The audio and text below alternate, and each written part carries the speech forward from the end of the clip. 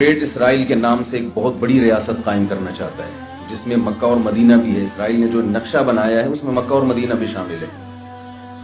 اور اسرائیل اگر سعودی عرب پہ یا مکہ پہ قبضہ کرنا چاہتا ہے تو اسے 1 ہفتہ لگے گا اس کے ٹینکوں کو مکہ پہنچنے میں،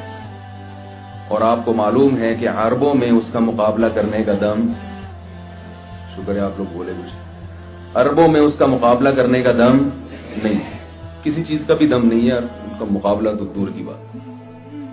یہ پاکستان آرمی ہے جس کی وجہ سے اب تک سعودی عرب اور مکہ اسرائیل کے شر سے بچا ہوا ہے، اور اس وقت پاکستان آرمی کئی اسلامی ملکوں کی افواج کو ٹریننگ دے رہی ہے جس میں سعودی عرب سر فہرست ہے۔ یہ ہمارے ملک کے لیے ایک بہت فخر کی بات ہے کہ ہم حرمین کے محافظ ہیں۔ پاکستان آرمی اسلامی ملکوں میں اس وقت دوسرے نمبر پہ سب سے زیادہ پاورفل آرمی ہے ترکی کے بعد۔ افرادی قوت کے لحاظ سے ترکی سے بھی آگے ہے، لیکن اسلحے کے لحاظ سے ترکی سے دوسرے نمبر پر ہے، لیکن ایٹمی پاور ہونے کے لحاظ سے آپ کو معلوم ہے کہ کوئی دوسری اسلامی ریاست اس وقت ایٹم بم نہیں رکھتی، اور ایٹم بم کی ویلیو کا آپ اس سے اندازہ لگائیں کہ اگر آپ کے پاس کچھ بھی نہ ہو، صرف بم ہو، تو یہ بھی آپ کے دفاع کے لیے کافی ہے۔ کوئی آئے آپ پہ حملہ کرنے کے لیے اور کلاشن کو اس کے ہاتھ میں ہو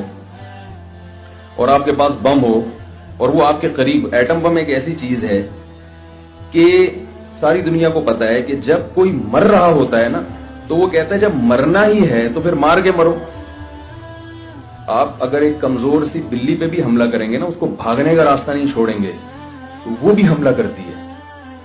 تو یہ ساری دنیا ایک اصول جانتی ہے کہ کوئی کمزور سے کمزور شخص بھی اگر آپ اس کے پاس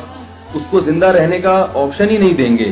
تو پھر وہ یہ سوچے گا کہ جب میں نے مرنا ہی ہے تو مار کے کیوں نہ مروں میں۔ تو یہ جس ملک کے پاس ایٹم بم ہوتا ہے، جو ملک ایٹمی طاقت ہوتا ہے، اس ملک کے بارے میں ساری دنیا جانتی ہے کہ اس کو ختم نہیں کیا جا سکتا، اس کو کمزور کرنے کی کوشش کی جا سکتی ہے، اس کو جس دن اس کو ختم کرنے کی کوشش کی تو یہ مار کے مریں گے، تو یہ بموں سے کھیلنا شروع کر دیں گے۔ تو یہ ہمارے لیے بہت پازیٹیو چیز ہے، اور الحمدللہ پاکستان نے، ہم بہت سارے اپنے شعبوں کو دیکھتے ہیں اور مایوس رہتے ہیں کہ یار کوئی بھی ہمارا، تو آپ کو معلوم ہے کہ پاکستان میں کوئی بھی ایسا ادارہ نہیں ہے جو صحیح طرح سے کام کر رہا ہو، لیکن الحمدللہ ہم عسکری لحاظ سے اپنے پاؤں پہ کھڑے ہو چکے ہیں۔ پاکستان نے جو GF طیارہ بنایا ہے وہ پاکستان کی اپنی پروڈکٹ ہے، اور جو گن ہے بھی جو اسرائیل کے پاس، میرے ذہن سے اس کا نام نکل، شارٹ گن شاید اس کو کہتے ہیں، وہ گن کیا کرتی ہے کہ جیسے آپ کا ہدف اگر گلی کے اس پار ہے، یعنی آپ کو اپنا دشمن نظر نہیں آ رہا، تو اس کی جو یعنی آپ اس 90 کے اینگل سے بھی اس پہ آپ نشانہ لے سکتے ہیں۔ یہ اسرائیل کے بعد پاکستان آرمی کے پاس، اور یہ خود بنائی ہے۔ یہ بنی کیسے، یہ ایک لمبی کہانی ہے کہ یہ پاکستان کے پاس ایسی ٹیکنالوجی آئی کہاں سے؟ یہ ساری اسمگلنگ ہو رہی ہے پڑوسی ملک سے۔ امریکہ آیا نا افغانستان میں تو وہ رہنے کے لیے آیا تھا، لیکن وہاں وہ بیچارہ، اس کی سمجھ میں نہیں آ رہا کہ میں کتنا عرصہ مزید گزاروں اور کب تک میں نے یہاں رہنا ہے اور کیا کرنا ہے۔ وہ ان کے روزانہ ان کی پالیسیاں چینج ہو رہی ہیں کہ ابھی ڈونلڈ ٹرمپ کا بیان آیا کہ قطر مذاکرات کامیاب ہو ناکام ہو بھاڑ میں جائے قطر مذاکرات، ہم نے اپنی فوج